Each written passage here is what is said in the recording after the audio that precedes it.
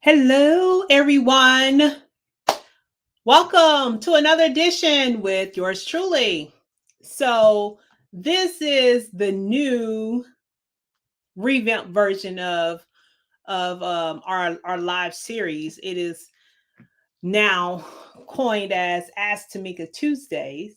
So, come on in and post questions you want me to answer. Now, with answering questions, we're also going to cover certain topics that's relevant at that time, dealing with college, all things scholarship, funding, anything in that space. So we're going to talk about all those pieces to help our college bound families. So go ahead, get ready, type your comments in the chat box of questions you want me to answer live, and we'll make sure we get them answered. So come on in, another edition with yours truly, the College Prep Boss, and it's a it's indeed a pleasure to be with you. I have to share with you all. Let me share with you all this little story while everybody's coming in. Um, when you do work like this in this space, it can sometimes be a little frustrating, a little stressful at times. And there are times where you can feel a little discouraged. We're going through this pandemic, and you be the most exciting person there is and love what you do. But every now and again, somebody likes to cast a cloud or some rain over your sunshine. And my lesson, or reminder to myself and lesson to others, is keep doing what you're doing. Stay true to your purpose and what you're called to do. Don't let anybody else cast their insecurities, their unhappiness, their whatever, their cloudy moments over you and impact you and cause you to doubt yourself, doubt what you're doing, or in any shape, form, or fashion. A little while ago, I had, I'll send out tips and information, to my mailing list. And so, I had a couple of people, and hey, I know I'm a quality PMP, all those certifications, and I know and understand the 80/20 rule. But for some reason, I was just a little perturbed at the fact that these individuals saw the need to respond just in a very negative, unproductive, crazy way, when all they had to do was just unsubscribe. Just hit the little button that says unsubscribe. It takes what, 2 seconds, if that. But they instead thought they would take the time to hit reply and send me a message. Hey, if you don't like what I'm saying, go somewhere else. It's okay. And so I sent out a message to my list, and it was just really an invitation, because I had kind of disengaged and hadn't really been consistent in that area. So it's something I wanted to pick back up, re-engage. We got a lot of exciting things coming down the pipe, and I only wanted people on the list who want to be there. So we sent this list, sent out the email, and I have been overwhelmed. So if you're one of those persons, I've tried to respond personally to each message, but I've been overwhelmed the last 24, 36 hours or so with a barrage of messages saying, keep doing what you're doing. You're built for this. Thank you so much. I may not respond, but I am thankful for the information you constantly share, the tips. I'm thankful. Thank you. All this gratitude. And it was just a reminder to just, hey, people gonna hate. There are haters. So let's remind ourselves to let our haters be our motivators. I don't care what you do, there's always going to be somebody out there miserable and hating at the same time. So don't let them phase you. Be like a duck. let what they say beat up on your back and just roll off and keep it moving, because you know what? They have zero value. They have zero value. Hey sis, they have zero value. They have nothing to contribute to your future, to your destiny. So deuces, keep moving. All right. So let's talk about college. Woo! So where my seniors at? Where my parents of seniors? Now, last week we spent time talking about the FAFSA. If you did not catch those 4 videos, because that was Monday through Thursday, go ahead, catch the replay. It's on our YouTube channel. It's on our social media pages. Listen to it. Apply the tips, the information, and get busy. So right now, our seniors are in the throes of applying for colleges. Well, at least they should be. Well, I know my seniors, our seniors, our clients are, because we have a strategy and a mechanism put in place on how we do this, when we do it. Timing is everything. So if you've been following me for any amount of time, you've heard me say college admissions is a game, and timing is very, very critical in that game. So when it comes to applying for colleges, waiting till the last minute is not something you want to do. And when I say last minute, so now I have to get very technical and put my engineering hat on. How do you define last minute? Because everybody's definition of that is going to vary. For me, for my clients, last minute is anything that goes out in 2022, because this is 2021. So basically, January of next year is too late. Now, technically, it's not too late, but for our clients, the timeline we're working on and we're operating to next year is too late. So I'm sharing with you, I can't give you everything because you're not clients, but I'm sharing with you some advice around the admissions process. So if you have not begun as of now, this is October, 6th, 5th, 6th, whatever the day is. I'm like, that's just kind of what kind of week this been. And today's only Tuesday. You want to go ahead and get started. You want to get started, map out a plan on how you're going to get your college applications in. So I'm going to give you a couple of tips on that. But there's so much running through my head. I have more thoughts run faster than what I want to say. So a few things keep in mind. So when we talk about college admissions, I said timing is everything. So first and foremost, the early bird gets the worm. And you're probably like, well, what are you talking about? Well, the early bird gets the worm, whether it's admissions, whether it's dealing with funding and financial aid. The earlier you start, the better your positioning is when it comes to that school making a decision. When it comes to admissions, there are stats to support students who apply in what is called the early application phase, which is now through the end of November. They tend to get more money or have more money earmarked for them during the financial aid time. Now that's not across the board, but there's a high percentage of schools and programs that caters to students who apply early.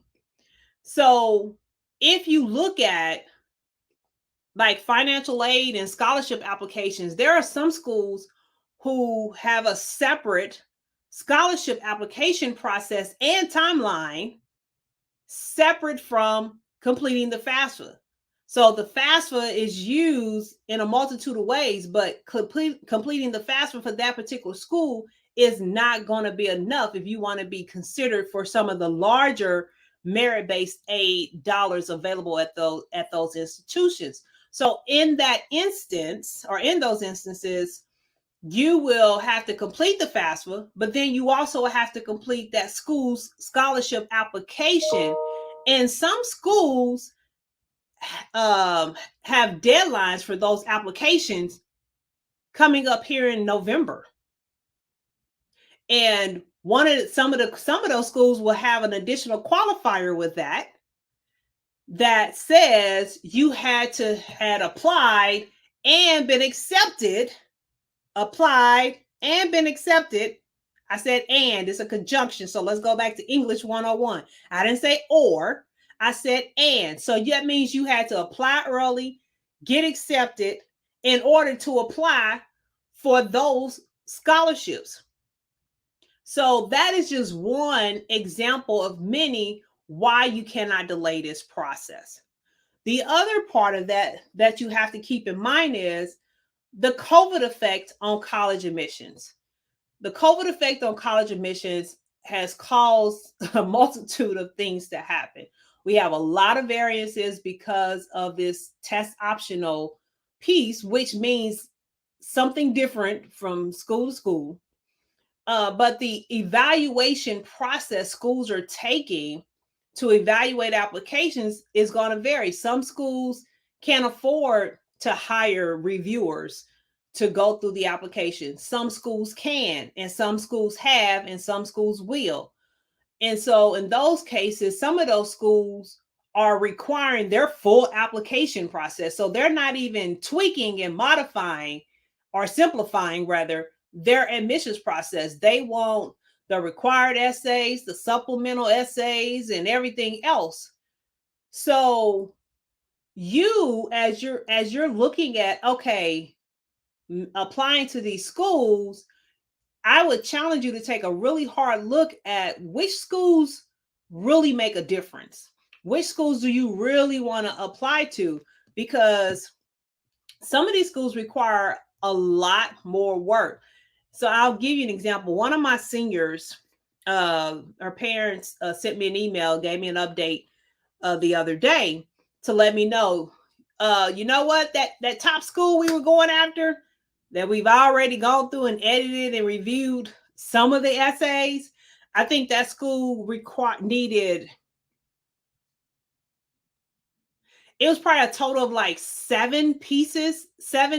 total of like 6 essays, and their extracurricular, once you mapped everything out on the Common App, they wanted multiple pieces. They decided not to pursue that as their first choice because all those different pieces, they were beginning to overwhelm our senior. So when you're doing that just for one school and you have a list of 9 and 10 other schools, that can become very overwhelming. So parents, I'm challenging you to work with your scholars to talk through and map out a strategy on how you're going to handle this, because many students right now are feeling the pressure. They are feeling overwhelmed. So some of those schools, those dream schools or those target schools, you may want to broaden it and look at what is required to apply to that school. Can you meet the requirements in a timely fashion without burning your scholar out, without overwhelming your scholar any more than they already are? So, right now we have to look at it, and we're doing the same thing even with our scholars with how we're approaching things. And we started doing this last year because this COVID effect is real. So trying to help our scholars manage all the competing demands and the anxiety that's coming with it, it's a lot for them. So any parent who's listening, who has a 9th, 10th, 11th grader, please hear me and take this advice. Start this process now, because senior year, trying to do everything at once, it's going to be a very, very, very stressful process. So you're basically going to exasperate what's already a stressful process and make it that much more stressful. So I would say start that process now. Okay. But for the seniors, I would say reevaluate your list, make sure it makes sense. I talked about this last week, creating like an essay matrix so you can get an idea around how many essays are required based on the school list you have. Then take that essay list and see, all right, where can I repurpose or how can I use an essay multiple times so that I don't have to write 50 essay. Well, 50 may be a little extreme. I'm sorry. I don't want to add to your stress level. So let me, instead of writing 15 essays, you may be able to get away with 8 because several of those essays you can repurpose them with a little tweaking and modification.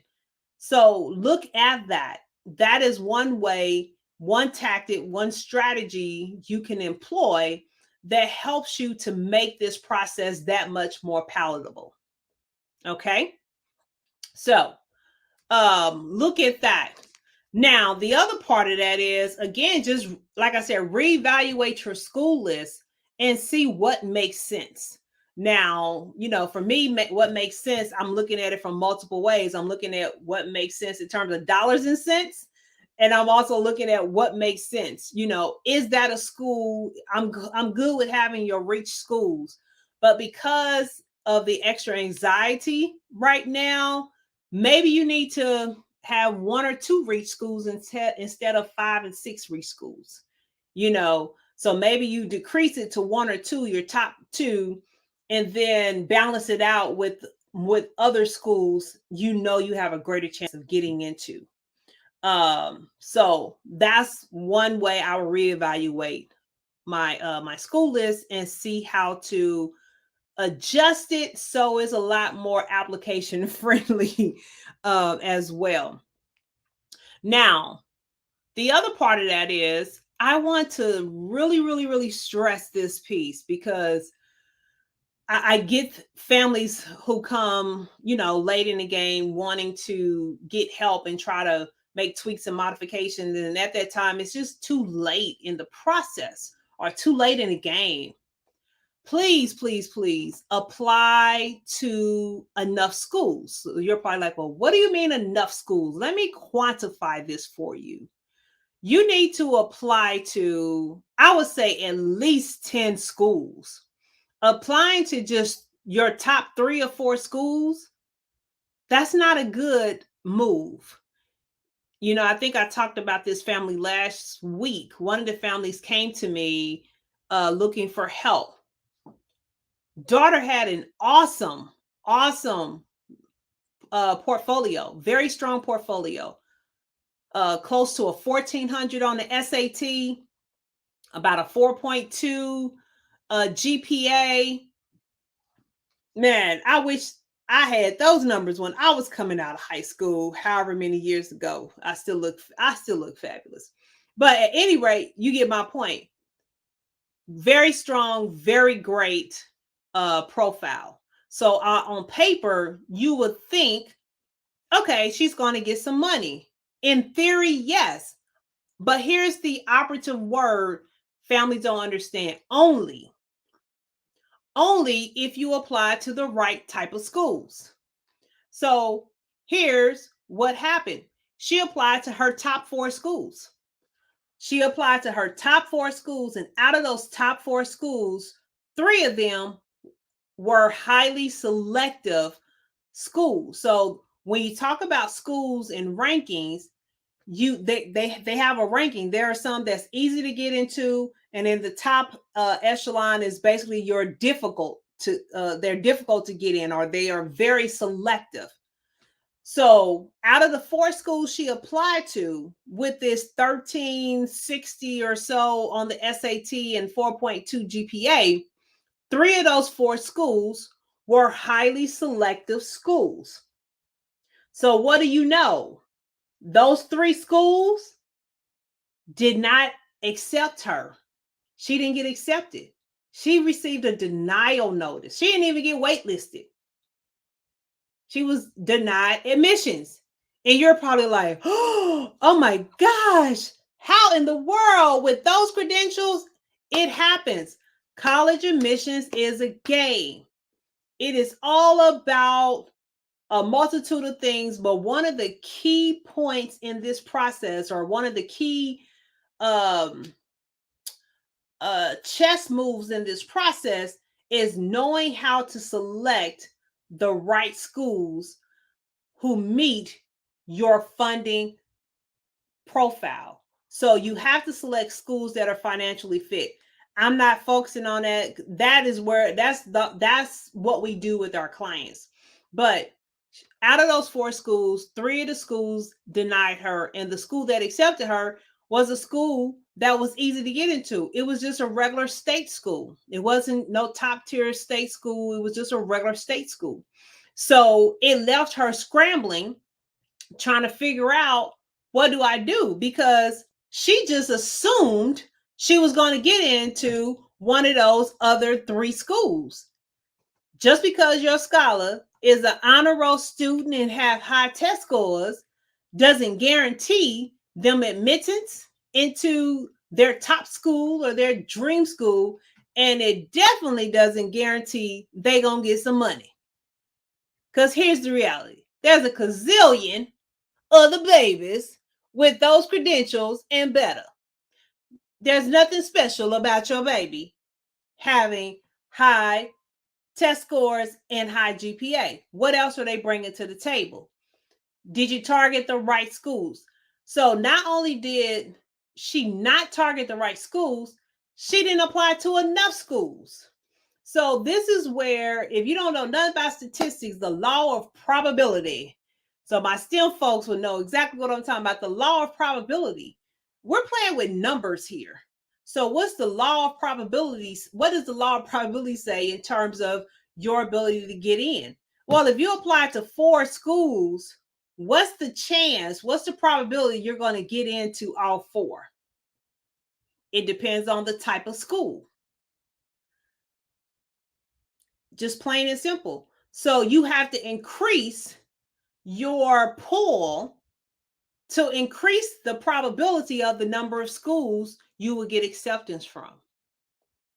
So that is why I'm challenging you to apply to nothing less than 10 schools, because I don't want you to end up like this family come March, where you don't have enough options. You don't have anything, you don't have a fallback, or a fallback to the fallback, or a fallback to the fallback to the fallback. You have no options. You should never put yourself in a position where you don't have options. I don't care what it's for, job, college, whatever it is. You should always position yourself to have options. So that's what I'm giving you there. So the next part of that is I literally just drew a blank. Okay, we're talking about having options, applying to school. Okay, so I'm talking about applying to at least 10 schools. Well, how can we do that makes this process more manageable? Well, you have these application portals you can utilize. You have, the top one is the Common App. You know, I was talking to a counselor. Yeah, she's a counselor. I was talking to a counselor at a school district here who's bringing me in to do some professional development training for their entire staff, because they're taking a very unique approach to help their staff get equipped with the knowledge to help their students be better prepared for college. Well, she shared with me she didn't know anything about the Common App until a parent shared it with her, because she has a senior now. So I can't assume that everybody knows about the Common App. The Common App, if you're not sure, you can go to thecommonapp.org. You can Google the Common App, it will come up. But the Common App is probably the largest platform that you can utilize. They also have the Coalition, and then you have the Black Common App. So if you're looking to go to an HBCU, the Black Common App covers a large portion of the HBCUs out there. It does not cover all HBCUs, because it's based on the schools making a decision to be part of those platforms. So some of these schools, some HBCUs, you will find them on the Common App, but you won't find them on the Black Common App. So you're just going to have to do your homework. But at the end of the day, they all pretty much work the same. So they are all essentially a centralized portal where you will log in, you will have that one login, and you're able to apply to all these schools using that one portal.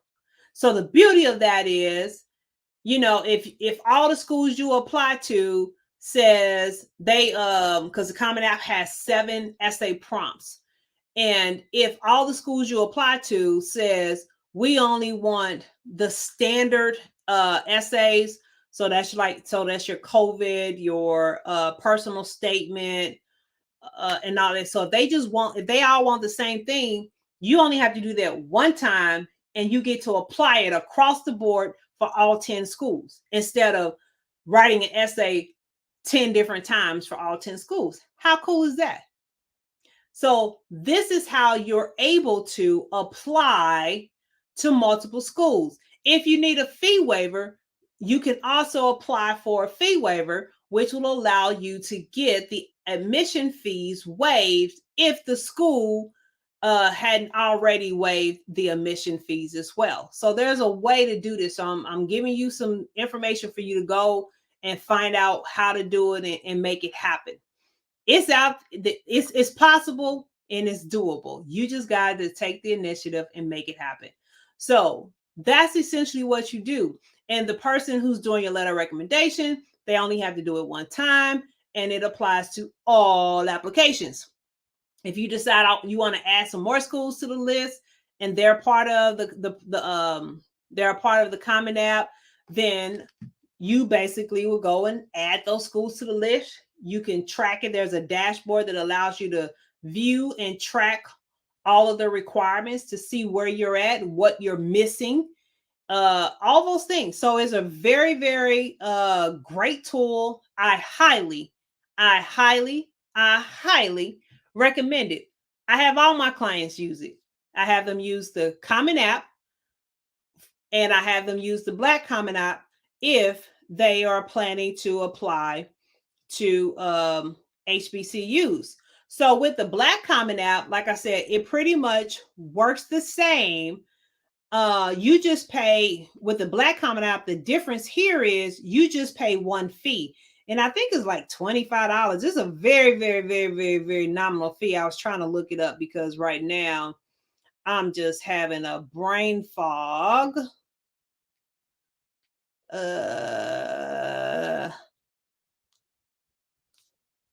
Yeah, it's, of course, when you want to find something, it starts hiding from you. But I think it's like $25. It's a very, very small fee.